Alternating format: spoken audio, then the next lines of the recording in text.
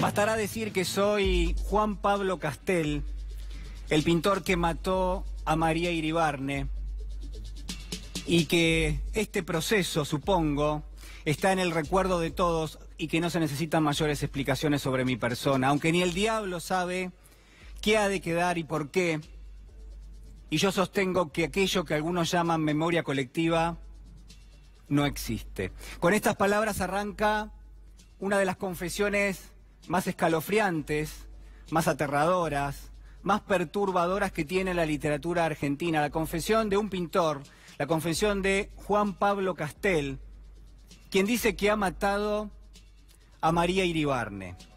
A lo largo de las páginas de esta novela fantástica que es El Túnel, escrita por el gran Ernesto Sábato, nos vamos a enterar no solamente de los hechos básicos que acontecen en torno a este asesinato, sino, sobre todo, esas páginas van a dejar constancia de una cadena de hechos que van a terminar transformando la vida de Juan Pablo Castel, que van a terminar haciéndolo perder lo que es el control, no solo de su vida, sino también de aquello que lo termina rodeando, y que lo van a transformar en un hombre totalmente solitario, en un hombre oscuro, en alguien que, en definitiva, va a perder, como yo le digo, cualquier contacto con la realidad.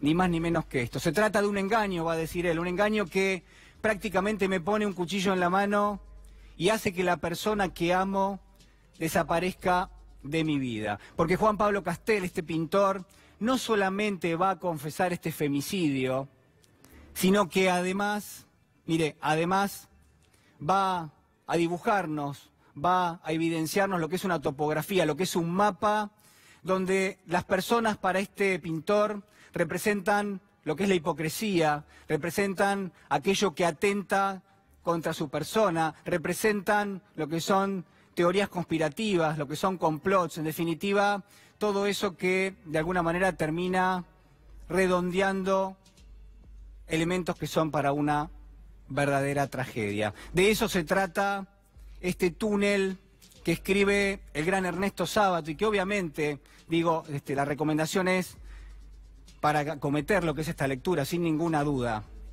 Pero además donde va a estar presente en toda esta historia una protagonista que sin ninguna duda forma parte del eje central de este relato. Hablamos de María Iribarne, una María Iribarne que es concebida por este pintor como la única persona que va a poder tomar un contacto verdadero con él, la única persona que va a poder conocer efectivamente cuál es su verdad, cuál es su realidad.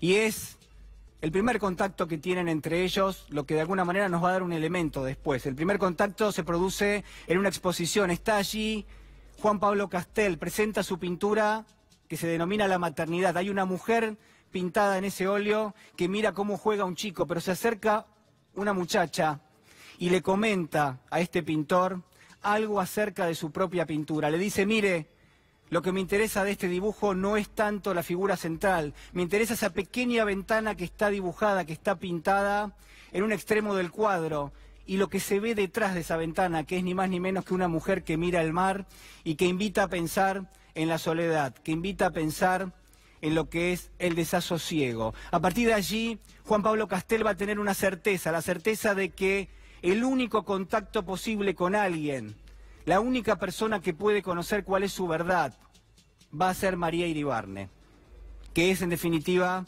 la persona de la que él cree estar enamorado, y ese amor que va a ir derivando en una especie de obsesión, lo vamos a ir viendo a lo largo de las páginas. Esa obsesión va a dar lugar no solo a una vida atormentada por parte de este pintor, sino además a que tome decisiones que nos resultan en algún punto ilógicas para lo que es el relato que venimos presenciando. Y a partir de allí también cómo se inscribe lo que es una secuencia, yo le diría, de capítulos que nos va a abrir la posibilidad de evaluar que hay encuentros que son fallidos entre ellos, que hay eventos que hacen referencia a lo que son amores inconclusos, amores sorpresivos. Mire, no, la verdad no le voy a contar todo el argumento. Vale la pena, obviamente, leer esta historia maravillosa que ha escrito Ernesto Sábato, pero sí me voy a quedar con un elemento para traerlo a la realidad. ¿Sabe por qué? Porque quizás el dato central tiene que ver con la metáfora que elige el propio Ernesto Sábato, el túnel. ¿Qué va a decir Sábato de Juan Pablo Castel? Va a decir que vivía en una especie de pasadizo, que era lúgubre y que era solitario, que representaba lo que había sido la juventud del pintor, que representaba lo que era una existencia totalmente desoladora, con un desasosiego tremendo. Y a partir de allí también va a estar el propio pintor, Juan Pablo Castel, hablando de María, y va a decir, María también tiene una existencia que se parece a una especie de túnel, una existencia que tiene un carácter subterráneo. Y todo esto va a conformar sin ninguna duda la imagen, la metáfora con la cual quiero que nos quedemos. Es un túnel que está hecho de incomprensión, un túnel que está hecho de indiferencia, de soledad, de desasosiego, de oscuridad, de falta de expectativas, de falta de esperanzas. Mire, quiero ejercitar con usted esta noche, quiero ayudarlo y quiero que usted me ayude a pensar si ese elemento, si ese túnel no puede ser en todo caso el recorrido, el trazado que ha hecho el gobierno en los últimos años, que no termina de conectar con la sociedad, que es un recorrido que el gobierno ha adoptado y que es totalmente indiferente a lo que está pasando en la Argentina, a lo que está pasando en nuestra sociedad, a lo que atraviesa en términos socioeconómicos a millones de familias en la República Argentina. Pero además quiero preguntarle si este túnel no tiene una equivalencia en las políticas que aplica el gobierno nacional. Son políticas que no miran para el costado, son políticas que están totalmente encapsuladas, que no se contrastan contra lo que es la realidad y que en todo caso elige el gobierno aplicarlas más allá de la gente, más allá de lo que necesita nuestra sociedad. Son caminos subterráneos, son decisiones invisibles a lo que son los intereses, las necesidades de gran parte de nuestra sociedad. Yo podría hablarle de la economía, por ejemplo, en estos términos, decirle que el gobierno se ha manejado con una certeza absoluta, con la misma certeza con la que se maneja en la historia Juan Pablo Castel, una certeza que le dice, mirá, María Iribarne es la única persona que te va a entender en el mundo, una certeza que le dice, vos amás a María Iribarne, en definitiva, y una certeza que lo hace asesinarla a María Iribarne. El gobierno en gran medida aplica una certeza en este sentido, aplica un cronograma de políticas que va muchas veces en contra de los propios intereses de la sociedad y no mira para el costado y no contrasta estas políticas. Y en todo caso la pregunta es cuándo en definitiva lo va a hacer. Pero déjeme, digo, vamos a hablar de la economía a lo largo del programa, pero déjeme llevarlo al terreno de lo que ha sido esta misma semana uno de los temas centrales. Hablamos de esta especie de protocolo para el uso de las armas que ha implementado la ministra Patricia Bullrich. Y yo le pregunto si no hay una especie de imposición en esto de presentar un tema, de disponer de esta decisión y en todo caso no contrastarla, no llevarla al Congreso de la Nación, que es donde se tiene que discutir esto, presentarla en los medios para que sea este tema el que desplace lo que es la verdadera agenda de los temas que hacen a la vida cotidiana, a la vida material de todos los argentinos. Quiero preguntarle acaso si no existe una especie de sobreactuación por parte del gobierno nacional, esta sobreactuación que busca sacar un usufructo de características electoralistas a un tema que hace a la seguridad en la Argentina, o en todo caso si no hay una especie de imposición, un tiro por elevación, cada vez que el gobierno sale a hacer un anuncio, por ejemplo el protocolo de las armas, si el gobierno no quiere instrumentar cierto temor, cierto miedo y condicionar lo que son las reacciones que puede tener una parte de la sociedad a algunas políticas que erosionan lo que son los derechos de las familias en la Argentina.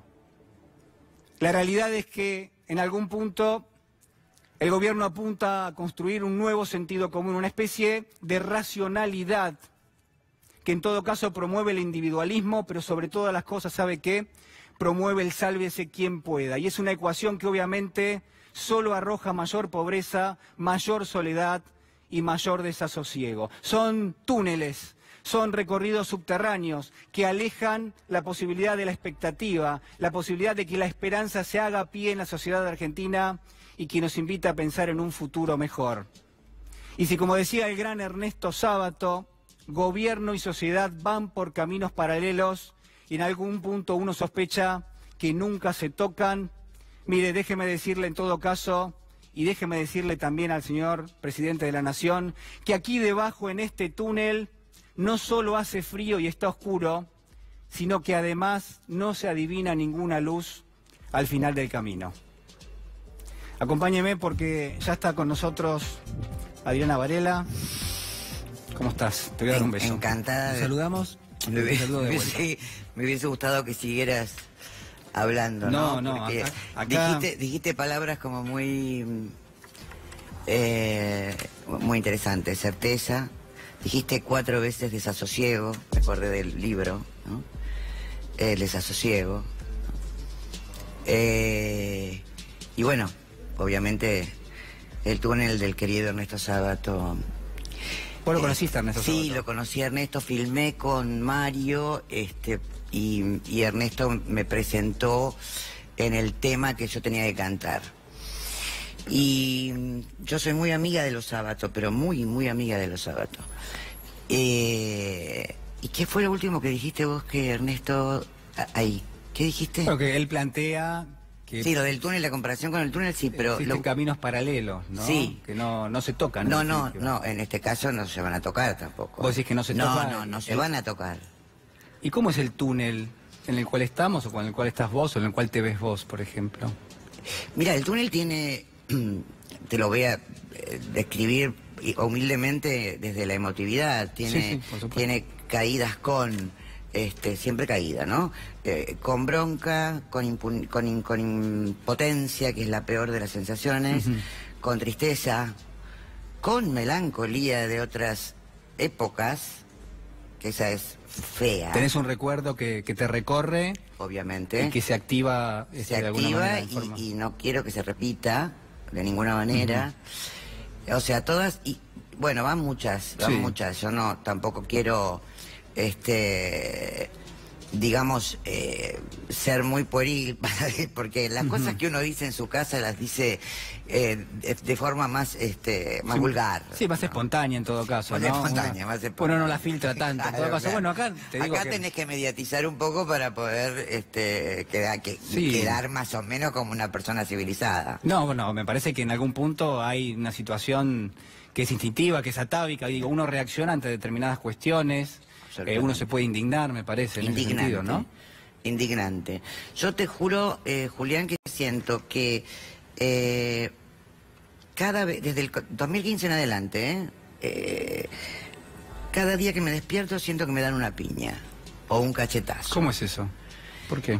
Por alguna... Bueno, pues yo, además yo no me rajo, yo estoy muy atenta de lo que pasa, siempre me gustaron los programas políticos, siempre. ¿No te evadís, digamos? Vos sos un artista de renombre. No puedo. Tenés tu mundo, obviamente, que es artístico, de estímulos. Sí. Pero lamentablemente no puedo, no tengo un mecanismo de defensa como la manía, por ejemplo, que es aquello que hace que vos te puedas rajar de... No sos indiferente. No, que va. No, ni yo ni mi familia. O sea, mi madre, por ejemplo, que me está mirando, dice, yo tengo puesto C5N y no lo saco hasta que termina. ¿Entendés? O sea, y bueno, y otras cosas más de radio, ¿no? Pero quiero decir, no puedo. La verdad que no me da. Entonces, ¿me puedo hacer la pregunta otra vez, por favor? Porque la pregunta era... No, bueno, ¿cómo era tu túnel? Y en todo caso que no sos indiferente, me decías, y que en todo caso que las reacciones son a veces espontáneas. Sí, digamos. eso sí, pero había algo más que no me acuerdo. Bueno, no sé, yo no nos acordamos. Te pregunto, que digo, vos no sos indiferente, digo, ¿cómo ves la situación social? ¿Cómo ves la economía? ¿Cómo ves a las familias en la Argentina? ¿Cuáles son tus expectativas en todo caso? Mal, lo veo todo mal, lamentablemente, porque no es grato, es decir, sentirse como uno se siente en un túnel, ¿no? O hacia un túnel. Así que la verdad que es nada, yo veo todo mal y además realmente no, cuando yo te decía no van a ser paralelos los caminos del pueblo. No se tocan. No se tocan. Menos este gobierno. Yo creo que no. Sinceramente, creo que no le interesa en absoluto el bienestar del pueblo. Sinceramente te lo digo. Adriana, vos decís entonces que no es mala praxis a veces, sino que es directamente un fruto de las de ninguna políticas. manera. Mala praxis, no. No, acá hay negocios muy importantes, hay gente muy contenta, aunque ahora se están peleando entre ellos, pero bueno, no va a pasar nada entre ellos. Son cortados por la misma fiambrera. Y cuando vos decís que te dan una piña cada vez que te levantás a la mañana... Ah, eso era. Sí. Porque es una tras otra. Por eso decía, yo no puedo no mirar o no escuchar lo que pasa, ¿no? Y es una tras otra, y realmente quedás, yo que además pertenezco a una generación que sí me comprometí, y además me importó siempre, porque en mi casa importaba lo que le pasaba al otro. Me angustia mucho, Julián, me angustia, y realmente, bueno, hago lo que puedo, obviamente, desde mi lugar, hago lo que puedo. El artista vos sos además de ser artista, obviamente sos un referente de la sociedad, digamos, en todo sentido. De hecho, estamos hablando de política, de economía. Digo, ¿sentís que los artistas tienen que tener un compromiso más importante con lo que está pasando, o cada uno tiene que elegir? Yo creo que cada uno tiene que elegir, eso estoy segura. Después uno puede criticarlos en su casa, pero esto públicamente lo quiero decir. Pero hoy los artistas, yo te diría que el 90% de los artistas están comprometidos. Que no vayan con pancartas por todos lados. Aparte uno entiende que es por una situación también a veces laboral. De ¿no? laburo, de laburo. Pero si vos vieras algunos videos, hay un montón de manifestaciones que hay. Actores, actrices, cantantes, en fin, gente muy conocida, Así que yo creo que también tiene que ver con que se recuerda aquel feo momento, momentos, ¿no? Feos momentos.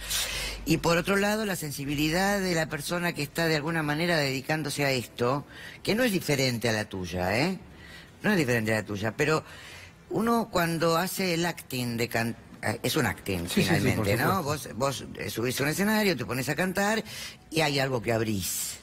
Hay algo que abrís que después, viste, esa cosa de que se queda vacío, no se queda vacío, etcétera.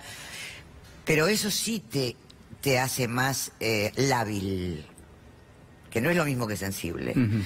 Y entonces estás más cerca de la realidad. De la realidad real, no de la... ¿Te nutrís de lo que es el contexto? ¿Te nutrís Absolutamente. ¿Y después eso lo llevas al escenario? ¿O no? No es que me nutro volitivamente. Yo estoy nutrida yo estoy en el contexto. Estás cruzada por todo lo que pasa. Sí, atravesada por todo lo que pasa. Claro, por supuesto, y preocupada. ¿Y cuál te parece que la salida es política de esta situación? Absolutamente. Diría un italiano, absolutamente sí. ¿Y qué tango te parece que puede representar este momento de la Argentina? Digo, ¿cuáles son...? Difícil eso, porque los tangos son más bien no acotados, son geniales, pero los tangos pintan un paisaje que no es en realidad... metafóricamente, ¿no? O sea, hablan desde su propio paisaje, entonces cuentan una historia que empieza, en general empieza en tercera persona, sigue en primera y termina en tercera. Y quería contarte, ya que te referiste a Ernesto, que además yo tengo una foto con papá y con Ernesto, eran iguales, papá más alto, pero eran iguales. Y Ernesto le preguntaron un día, eso me lo contó él, qué libro le hubiera gustado escribir. Y él dijo, El Tango Sur. Mira vos. De Homero Mansi, por supuesto, ¿no? Y yo te diría, y alguno de Mansi, ahora no se me ocurre, porque pintar el país, viste, decirlo de Discépolo Cambalache me parece un poquito facilista. Las 40 podría ser. Las 40. ¿Qué te sugiere, por ejemplo, lo hemos escuchado, lo tenemos ahí de fondo, Alfredo Casero, ¿no? Que ha hecho varias intervenciones. Muy talentoso, Alfredo, muy talentoso en Cha-Cha-Cha. Después no lo vi más, no veo las telenovelas donde estuvo, pero me parece un tipo muy talentoso que tiene un funcionamiento muy violento. Pero siempre lo tuvo, en Cha-Cha-Cha también. También. Así que no me extraña el funcionamiento. Te puede extrañar desde dónde se para putear, pero da igual. O sea que las opiniones de Yo él creo te que él parecen está tienen muy un carácter enojado con bien. el éxito de Capusotto. Está siendo obviamente irónica, pero lo que digo es, él tiene... Y la ironía, ¿viste? No, sí, es una... Es una ciencia. Es una gran una herramienta, escuela, ¿no? A veces. Él ha tenido intervenciones muy duras, ha criticado a un sector de la sociedad importante en algún punto, y hasta uno podría entender que con esa especie de metáfora del flan o de ejemplo del flan, bueno, dejó en una situación de ridículo a un sector de la sociedad que yo creo que evidentemente tiene muchas necesidades. Sí, claro. ¿No? Sí, claro. Digo, Sí. ¿y qué opinión te merece ¿Qué eso? no piensa cuando habla? No puedo creer que realmente sea malo.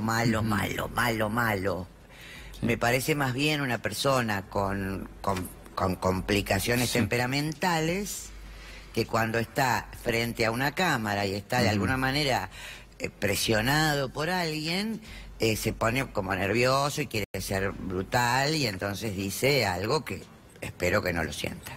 ¿Cómo pensás que el gobierno, tenemos el referente de la cultura del gobierno, digo, cómo pensás que el gobierno concibe lo que es la cultura? Abiluto está, ¿no? Allí de fondo, digo. ¿La cultura es importante para el gobierno? ¿Hay una política aplicada a lo que es la cultura o no? A ver, hay una política aplicada para esta cultura de este gobierno.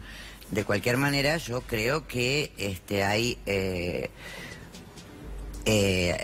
algunos casos son copados y otros, en general, me parece desordenada. Eso es lo que quiero decirte. En general me parece que es un trabajo desordenado en la cultura, ¿entendés? Y eso finalmente no se nota después. ¿Y cómo ves con ese desorden? Sí, te quiero preguntar por el papel de la mujer, ¿no? En la sociedad. En la cultura nuestra, vos venís del mundo del tango, que obviamente es un ámbito... yo vengo del mundo del machismo. Del machismo, eso te iba a decir, ¿no? Muy machista. Pero desde chiquita. ¿Por qué? ¿Y por qué no es el mundo del tango el que es machista? Es el mundo. El mundo directamente. Sí. Entonces, si uno se para... Yo, por ejemplo, particularmente con el tango, jamás se me ocurrió pararme enfrentando... Yo iba a aprender, Y además me tocaron los grandes, me tocó el polaco Goyeneche, me tocó Salgani del Lío, me tocó gente, Atilio Stampone. O sea, la prioridad era aprender primero. Todo es conocerlos, saber que esos hombres tenían el patrimonio del Buenos Aires que yo no había conocido. Y me abrazaron, en el buen sentido, y me defendieron de todos los otros tangueros mediocres que me criticaban. Te ayudaron a crecer. Absolutamente. Y me trataron como una hija. ¿Y qué te quedó de esas relaciones, digamos? Me quedó el afecto de... me siento como la hija de la señora del polaco. Mamá y ella hablan todas las noches. Con Nelly Omar, por supuesto, era muy amiga yo y era, bueno, era una persona a quien yo admiraba profundamente. Bueno, me quedó todo. Atilio, bueno, no lo veo porque está estudiando filosofía, te quiero decir, mirá qué hombres, ¿no? Sí. Pero cuando los veo, bueno, Chupita Stamponi, que fue un genio, ya se fue hace rato, pero bueno, todos amados por mí, realmente muy amados. Pero por eso digo que en ese sentido, el mundo del tango, ahí el machismo, yo no lo vi. Era así, era el mundo del tango. Era el mundo de la gente relajada, que era muy graciosa, y la ironía, por ejemplo, la ironía en Salgán era extraordinaria. Yo me moría de risa con Salgán. Y el polaco también.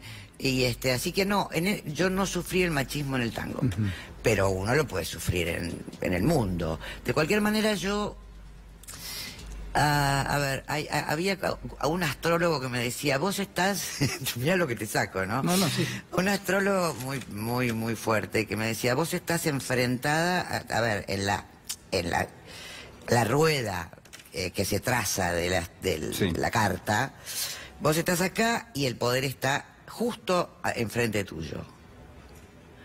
No te pelees con el poder. ¿No hay que pelearse con el poder? No, yo me peleé todo el tiempo con el poder. Me De hiciste chica, caso. de joven, Sí. ¿entendés? Entonces cuando empecé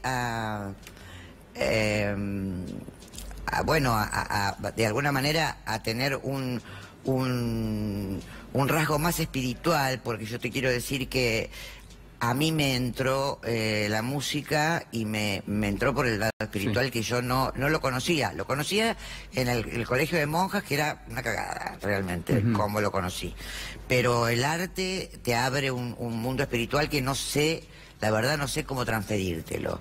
Pero es algo Sí, diferente. es una vivencia de parte... Es una vivencia diferente, parte que además tuya. te ablanda mucho, y entonces también te hace un poco más sabia. Entonces yo no estoy tirando huevos contra el poder últimamente. En este caso sí, porque no me gusta este poder, que es el real, en realidad. ¿Qué sería eso? ¿Cómo? ¿Este es el poder real y que hubo sí. otros poderes que no eran reales? ¿Decís vos? Bueno, no. A ver, el gobierno anterior se plantó frente al poder real y así le fue con los medios. O sea, y así le fue a la gente también que se comió la galletita que le vendían los medios, ¿no? Entonces, creo que el poder real está ahora.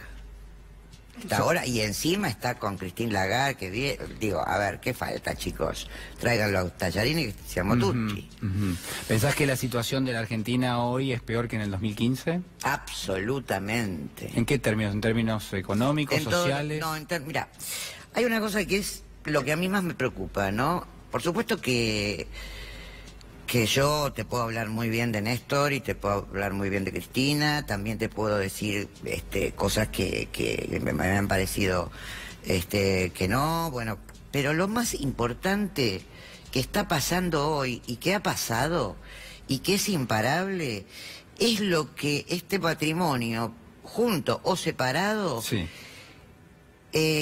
inyectó como la política a nivel cultural, ¿no? Porque es política de cultura. Sí. Bueno, y la cultura es política y la política es cultura. Eso es una cosa que ahora, que viste que hay unos quilombos tremendos y qué sé yo, eso empezó a pasar en el 2003. Sí, la esfera del debate político, Del ¿no? debate, pero además no paramos. Yo desde 2015 que estoy escuchando... Bueno, es muy sano el debate político, Sí, ¿no? lo que pasa es que estamos todo el tiempo escuchando, no, la culpa la tiene, no, la culpa la tiene. Entonces, la verdad que ser un poco más creativo no estaría mal. Pero, como no les interesa, yo ya sé que me van a mentir. Adriana, la verdad que te quiero agradecer muchísimo. No, yo ha a sido vos, muy que amable, sos la verdad. un dulce Así que te y- saludo, permiso, señor director, te doy un Y beso. escribís muy bien. No. Y Te decís agradezco muy mucho, bien. ha sido muy A amable ti. realmente. Gracias, Un gusto mi amor. grande tenerte Gracias. acá. Bueno, presentamos a quien viene a continuación. Esto pasó en el año 1991. Fíjese. Señor presidente de los Estados Unidos, señores legisladores, señoras y señores, en nombre del pueblo argentino y de su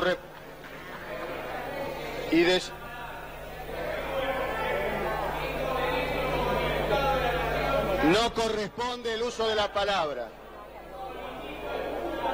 No corresponde, señor diputado.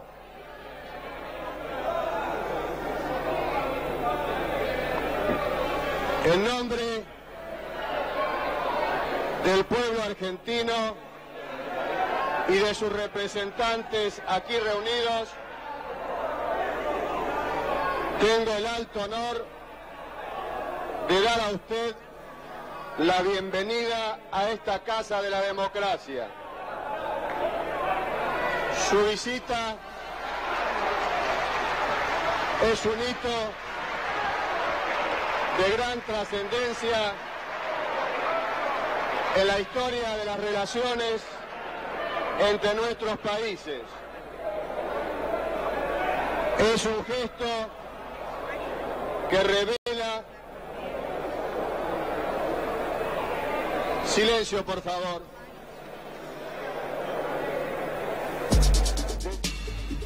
Muy bien, está Luis Zamora con nosotros. ¿Cómo le va, Zamora? Buenas noches. ¿Qué tal? Buenas noches, ¿cómo le va? Bueno, recuerdos, ¿no? Te supongo en algún punto, Bush padre, que ha fallecido hace apenas algunos días nada más. ¿Cambió mucho la situación? En ese momento usted se oponía a qué.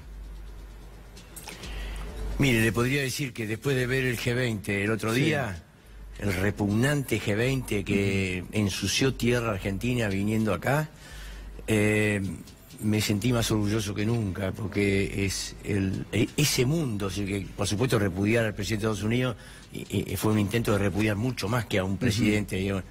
Era ese repudiar el mundo, ese mundo cada vez más concentrado, cada vez más desigual, cada vez con mayor explotación, más precarización, más guerra, más defensa de intereses mediante aplastamiento de los pueblos, más migraciones forzadas, más muros para impedir que migren los que obligan a migrar. Es decir, es un mundo tan infame, tan depredado por los negocios capitalistas, es decir, la megaminería, todo lo que sabemos de los transgénicos, el fracking, el litio, todo, en Argentina especialmente esto, pero en el mundo. Esos 20 que representan al 1% que se queda con la mitad de la riqueza y 3.500 millones más pobres, una suma equivalente a ese 1%. Es decir, un mundo entonces, de muchísima desigualdad, ¿no? Claramente. Sí, pero cada vez más. Entonces, 20 años después, pero uno dice, ¿volveríamos a repetir eso, no? ¿Buscaríamos todavía algo más imaginativo, más creativo para repudiar lo mismo? ¿Y Zamora por qué dice que se ensució tierra argentina con la llegada del G20? Y si vienen 20 tipos que van a discutir cómo nos saquean más, cómo depredan más el planeta, cómo agudizan las causas del cambio climático, del calentamiento global, es decir, cómo endeudarnos más a todos para enriquecer a pocos. Bueno, pero la Argentina está dentro del G20 de hace muchísimos años y además está tratando de entrar también en la OCDE, que son políticas relativamente parecidas a las que implementa pero el G20. lamentablemente es entrar al Así mundo. que para usted la dirección que ha tomado el gobierno argentino no es la correcta. Pero lo vuelvo a repetir, mire, yo creo que si juntamos a los 40 millones de habitantes y le decimos, mire, acá viene un torturador, acá viene uno que tira bomba y mata a 1000 personas sirios en un minuto, acá viene uno que defiende que en el Mediterráneo se estén ahogando ante la vista, los ojos del continente europeo, y el continente europeo ponga vallas para que no puedan treparse y salir de donde huyen, expulsados por las bombas que tiran los mismos de Europa y Estados Unidos. Es decir, pregúntele a los chalecos amarillos en Francia, ¿qué opinan de un Macron y que nosotros le pongamos una alfombra, le paguemos 3 días, cena de gala en el Colón, mejor dicho, una sesión de gala, una gala en el Colón? Sí, una performance. Es decir, le hagamos de maestro de ceremonia, como hizo el presidente Macri. No lo hizo el pueblo argentino, pero lo dijo de hacerlo en nombre de nosotros, del pueblo argentino. Bueno, yo propongo repudiarlos. Lamentablemente fue una oportunidad, tanto que hablan de unidad, tantos sectores, unidad contra Macri, fue una oportunidad para que todas las fuerzas que repudiamos la política económica de Macri, porque en concentrado se defiende, en esos 20 defienden esa política, ¿no? Son 20 tipos que vienen a discutir, mejor dicho, vienen dos poderosos que pelean por la hegemonía en un mundo en crisis, como un capitalismo en crisis, como lo vimos hoy. Bueno, pero el G20 representa más del 80% del Producto Bruto, ¿no? Por eso, bueno, pero el G20 representa no tanto el 80% del Producto Bruto, el G20 representa a quienes quieren quedarse con el saqueo de ese 80%, bueno, que lo producen los pueblos, porque no es Trump que labura y produce riqueza, ni Macri, que está 2 días de reuniones en el G20 ajetreados y necesita correr a tomarse vacaciones para descansar. Porque, pero puede tomarse vacaciones. No, pero quiero decir que no produce riqueza. Ninguno de ellos sabe lo que es laburar. Ninguno de ellos, que son el 80%. El 80% son los pueblos norteamericanos, el pueblo europeo, el pueblo de América Latina, de Asia, de China, con sus manos lo que construyen la riqueza. Esos 20, lo que discuten cómo se saquean y se llevan a su bolsillo, a los bolsillos de sus empresas. Ahora, ¿esto por qué lo digo? Porque lo que se discute en el G20 es 2 tipos que tratan de conseguir la hegemonía para ver quién saquea más del otro de esas riquezas. 5 o 6 más, Francia, Japón, Inglaterra, Italia y alguno más, Alemania, claro, por supuesto, Alemania. Bueno, que tratan de colgarse y llevarse su tajada de alineándose con uno con otro, a veces con los dos, bueno. El resto son comparsas. Y porque el gobierno de Temer con el 1% mundial, del 1% del electorado brasileño, o Macri con el 70% de la población descontento con su gobierno, son comparsas que le organizan la fiesta a nosotros. ¿Y cuál es el papel de la Argentina en el G20? Perder. Los pueblos del mundo pierden con el G20, no quiero decir que el pueblo argentino solo. Perder, porque es saquear, nos vienen a ver negocio con el fracking, negocio con el litio, cómo nos contamina y saquea más el planeta. El calentamiento global no se habla, y se había discutido en la última sesión del G20 en Hamburgo que el calentamiento global tenía que incluir la agenda. Trump le dijo a Macri no, y Macri la sacó, porque él el que organiza, digamos... El que organiza no, porque Macri no organiza nada. El país anfitrión, ¿no? Pero, El país anfitrión. Claro, entonces fíjese, yo digo, vuelvo a repetirle, los 20 tipos que defienden que 8 grandes empresarios del mundo se queden con el mismo ingreso global que la mitad más pobre del planeta, vienen a la Argentina. ¿Los recibimos y le hacemos una gala o los repudiamos y le decimos que no queremos que vengan? El gobierno, ¿Se da cuenta? Porque todo es perjudicial. Esto no era así. Digamos, antes eran 200 los que se quedaban en vez de 8. O sea, cada vez son menos, gracias a la política de estos 20. El gobierno celebró el dispositivo de seguridad que se armó en la ciudad de Buenos Aires. ¿Usted estuvo de acuerdo? No, ¿cómo? Pero es el mundo que nos proponen. El Congreso rodeado de la prefectura, gendarmería, de fuerzas represivas para sesionar. El G20 rodeado de un aparato... Y, ¿usted sabe los miles de millones de dólares que se gastan en esos armamentos para protegerse de los pueblos? Pero los representantes del pueblo dicen ser. ¿Por qué tienen que protegerse de los pueblos? Bueno, ¿por qué no pueden caminar por la calle y ser ovacionados, protegidos por los propios pueblos? Bueno, pero las hipótesis a veces tienen que ver con una situación de terrorismo, por ejemplo. ¿Sí? Si están rodeados de pueblo, ¿habría una acción terrorista? No, le digo cuáles son las hipótesis que a veces... Bueno, yo le digo, por ejemplo, si yo buscaría protegerme de una acción terrorista, supóngase en el caso eventual de eso, yo me rodearía de población.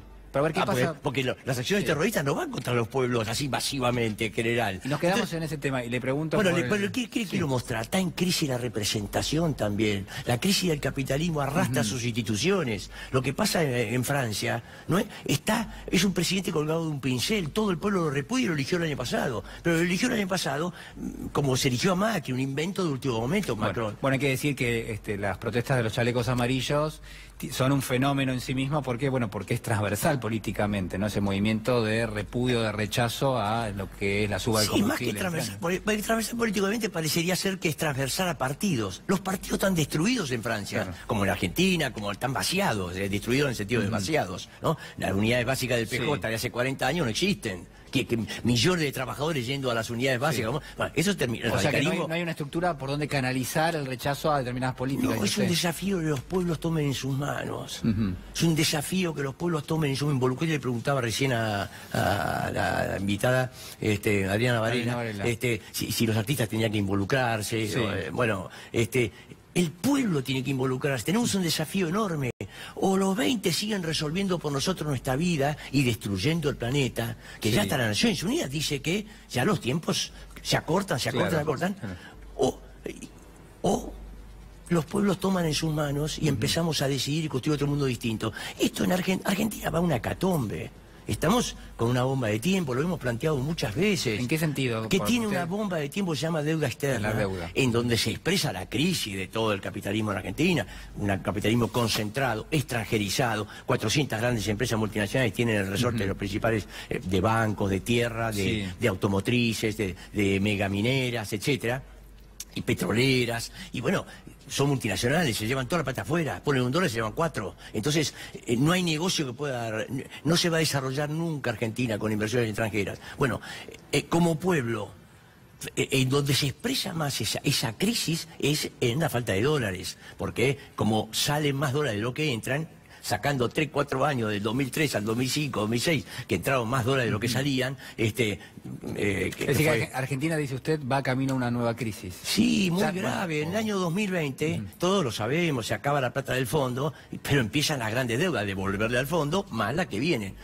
El riesgo país, hay que seguir el riesgo país, porque el riesgo país es el elemento clave, lo venimos planteando, nos decían la inflación, el riesgo país. Usted Claro. quiere ver la política económica de Macri a dónde va, miren el riesgo país, porque como viven de pedirle prestado, de arrastrarse frente a los que miden el riesgo país, mirar cómo le contestan a Macri bueno, el riesgo país Sí. está, no pueden bajarlo porque, ¿por qué? Entonces, ¿qué quiere decir? Que no van a poder refinanciar parte de las Bueno, deudas. hay que decir que el riesgo país cerró hoy en el máximo en los últimos 3 meses, 735 puntos. Claro, sí, Y un hay que poquito más, señalar ¿eh? también 735, bueno. 735. Sí, pero yo que era 744. Bueno.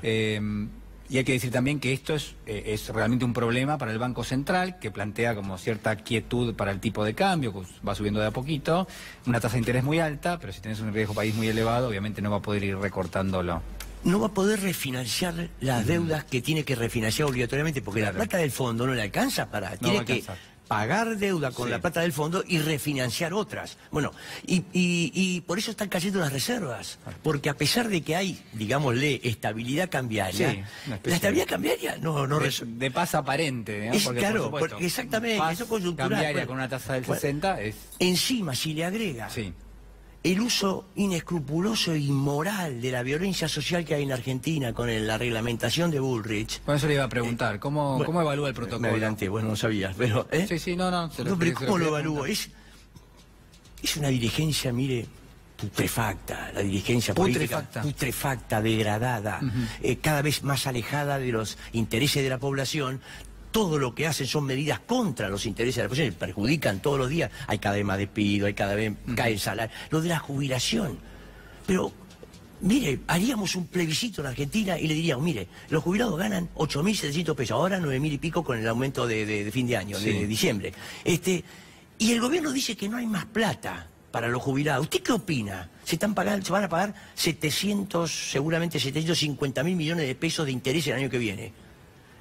Póngalo a votación a la población, a ver qué opinan si un jubilado que se rompió el lomo Sí. toda su vida y si no pudo aportar, no fue porque no se rompió el lomo y no buscó laburo, fue porque en la época menemista especialmente no pudo terminar de aportar su... Bueno, es decir, esto muestra el país que tenemos, entonces tiene que ser una dirigencia muy degradada. Y frente a eso, ¿usted escuchó al señor Monzó ayer cuando dijo lo de la rosca política? Es decir, mire, yo lo denunciaba siempre que eran todo tranza en el Congreso, que era toma y daca. Yo lo denunciaba.